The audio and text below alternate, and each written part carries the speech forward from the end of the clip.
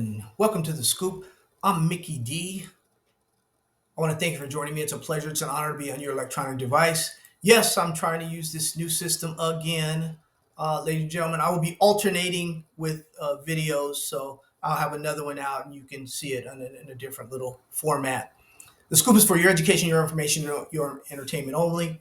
Not a stockbroker, not a money manager, not a financial advisor. I'm an author, researcher. I put it in black and white so you have it for days, weeks, months, and years to come.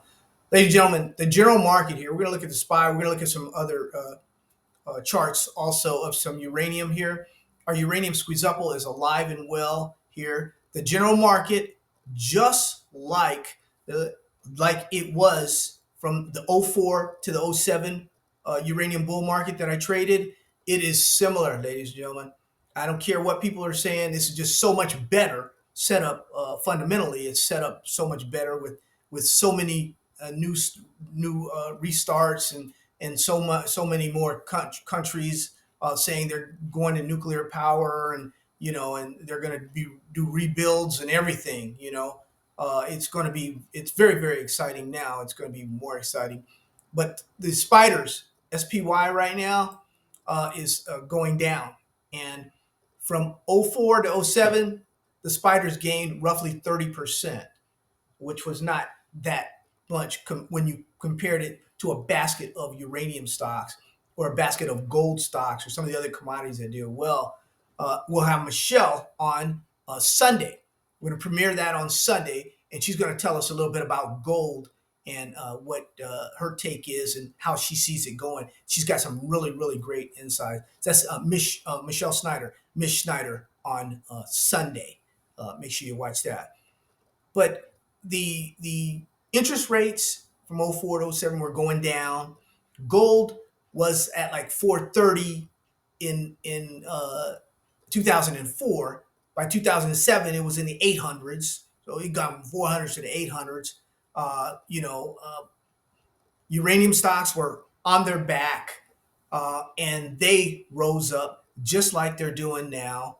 The price of uranium went up to almost $140 a pound right now. Let's see where we are right now. Did I put that clip up? Is sharing it like this, is that better for you, or could you see that? Or I'm so backwards with a lot of this stuff, ladies and gentlemen. But let's take a look at the Qs here real quick. QQ, QQ. As you can see, the Qs also, technology stocks, NASDAQ, they're challenging the 200-day moving average right now. Not looking good for the NASDAQ. And then I come in like that. Wonder what gives. As you can see, the NASDAQ here challenging the 200-day. Goes past the 200-day, we got some real damage, technical damage there. We can fall quite a bit. Let's look at some individual stocks here. Let's look at the first. Let's look at the miners, and if I can share that, if that's the way that goes. The miners. Can you do something with that? Okay, I'm just learning. The miners here. We've got also they're right there under 48 day there.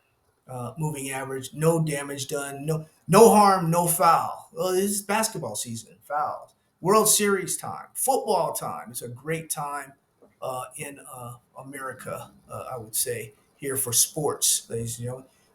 Energy Fuels, the great company that the great George Klager back in the day ran. This baby in the last great uranium bull market. This thing went up to over $200. You guys know that, right? It did very well. Lucky me, I only had about 25 shares, so I didn't get the brunt of that. I corrected that this cycle, though. I bought this thing over 37 times, I believe. We started at about 85 cents or something like that. Way down. It was way down real low. But now it's right, flagging. We're right on the 13-day and the 48-day right there. Good shape. Good, really good shape, ladies and gentlemen. Also, let's take a look at next gen. Now, I'm wondering if you guys are seeing this as I'm talking here. that's part of this thing, next gen here. Yeah, I'm trying to share it, but I guess I don't know. Yeah, well, there it is.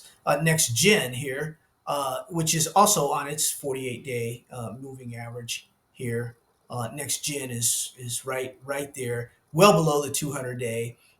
Next gen, we expect big things from next gen here over the course of the next several years. Uh, the internet is a little slow tonight, so that means that I can't talk. I guess I have to lead into talking about the things or something. So I hit it, and maybe I'm going to UEC now, uranium energy, and this pops up. Okay, we love it. Since I have a chart here, we're riding. UEC has really done well. They had that short attack here last year, and you got to admire what management and what the team did. They voted with their purses and their wallets and their pocketbooks and all that, with their bank accounts and all that. That's what they voted with, because they went out and bought shares. A lot of the insiders went out and bought a lot of shares, and when the prices were low. So they did exceptionally well there. And I was one of the ones. I said, you got to answer these things. You got to answer these things because they can destroy companies. We saw it in the uh, cannabis when we did our big cannabis run up in Canada. We've seen it before in the in the Bitcoin area, the crypto area. It can destroy companies. When you don't answer some of these uh, short criticism from some of these analysts. They're playing all eight sides. But anyway, uh, they they answered it their way, and they're going to prove to be big winners when this thing is over with. I really One of my favorite companies is UEC. I really like that company. I liked it at a quarter. I liked it at 50 cents. I liked it at $1, and I don't think I've had any bought any since then. But I'm a buy and hold guy when it comes to uranium. Now, that's not to say I don't, buy and sell other areas. Past performance is not indicative of future performance, ladies and gentlemen. This is my third uranium bull market, and I just know how it gets down. And as we go from there to, let's take a look here at the favorite, one of our very, very favorites in this whole scenario here is a company called a producer, going to be a producer, a great projects, great management. I'm talking about Denison Mines. This is the third time with Denison Mines. Denison Mines has always been a stalwart there. It's been it's a good company. If you're going to hitch your wagon to any of the baby knockouts, as I've been recommending for some of for a few years now, when it was a quarter, Denison Mines is that one. I think they have great management. I think they have good projects. And, some would say, hey, it's not what it was, Mickey D. It's not going to get up to double digits this time. Well, we'll see. That's all I can say is we shall see if the good old Denison Mines can do what it's supposed to do. But I'm a little late, a little rocky on these things. I don't know when you got them, and I'm just talking about them and all that kind of stuff. Leave some videos for you. God bless you and your family. You have a great week. Mish on Sunday, she's going to talk to us about gold, those gold baby knockouts. You know the books. Invest in gold today without being cheated. It has baby knockouts in it. Also, junior silver mining stocks ready to explode. Baby knockouts in it. Silver basis for new investors. Lauren Stripling. Very good stuff in these books, ladies and gentlemen. Amazon.com. You get the audiobook, paperback book, or the ebook. Love you. God bless you. Take care of you and your family. Have a wonderful rest of the trading week and rest of the weekend, ladies and gentlemen. Take care.